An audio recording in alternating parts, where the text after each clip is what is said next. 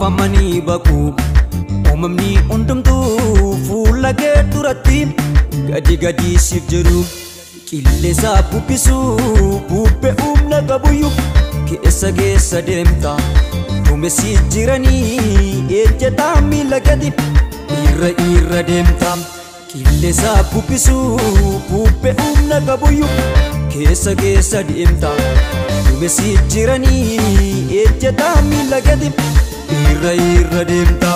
Sodaatamaa sodaatamaa sodaatamaa ayyuu jallatamaa sodaatamaa sodaatamaa sodaatamaa ayyuu kabajamaa sodaatamaa sodaatamaa sodaatamaa ayyuu jallatamaa sodaatamaa sodaatamaa sodaatamaa ayyuu kabajamaa sodaatamaa sodaatamaa sodaatamaa ayyuu jallatamaa sodaatamaa sodaatamaa sodaatamaa ayyuu kabajamaa.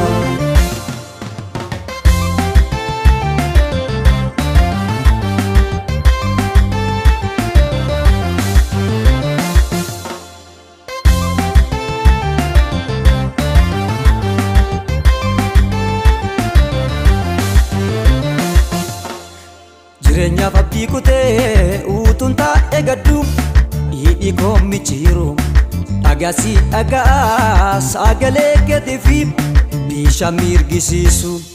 Jireenyaaf abdii kutee utuun taa'ee gaddu hidhii koo michiiru dhagaasi dhagaa sagalee keetii fi bishaan mirgisiisu. Kaleessa baay'atu achi narra goru har'a naatti goru. Fadden argee daangamaa nageetira kan naaf jaalluun jiru tulloonniif gaaronni ulfina keetiifi raafamanii baquu uumamni hundumtuu fuula kee duratti gadi gadi siif jedhu qilleensa bubbisuu bubbee humna qabuyyuu keessa keessa deemta duumessi jiranii ejjetaa miila gadi irra deemta. Qilleensa bubbisuu bubbee humna qabuyyuu keessa keessa deemta duumessi jiranii ejjetaa miila gadi irra deemta.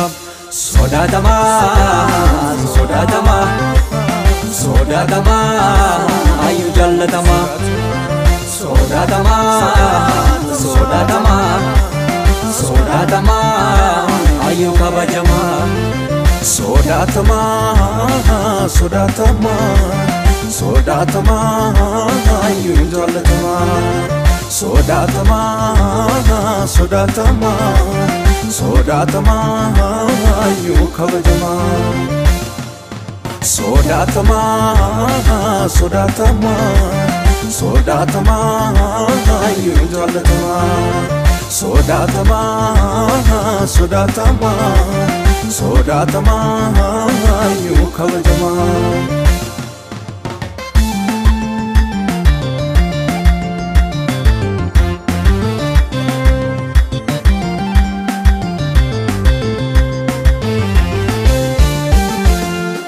Bishaantu daadhiitti jijjiirame hooti mana abbaa jidaatti kunoo waan odaatti gaafa yeroo keetti diidaa tabboo maamaa lafa waan hin jirrerra keenyan jiraatama.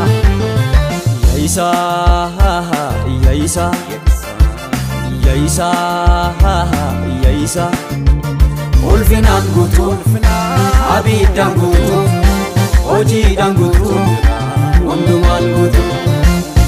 Yaisa yaisa yaisa yaisa ulfinaan guutuu abiddaan guutuu hojiidhaan guutuu hundumaan guutuu. Sittan gammada sittan gammada sittan gammada naagaa guutuu yeroo hundaa ittuma dabala. Sittan gammada sittan gammada sittan gammada naga kotu har'a borii ittuma dabala.